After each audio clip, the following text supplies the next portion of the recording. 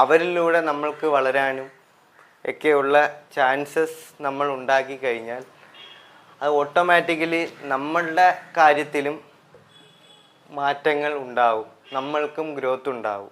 മറ്റുള്ളവരെ ഹെൽപ്പ് ചെയ്യാനും അവരെ വളർത്താനും നമ്മൾക്ക് ശ്രമിക്കാൻ പറ്റിക്കഴിഞ്ഞാൽ നമ്മുടെ ജീവിതത്തിലും മാറ്റമുണ്ടാവും. കുറച്ച് നാൾ മുമ്പ് ഞാൻ കേട്ട ഒരു പാട്ടാണ്, കയ്യിലെ ആകാശം കൊണ്ടുവന്നത് എൻ പാസം, കാലമേ ആണാലും വാന്തിടും രാസ.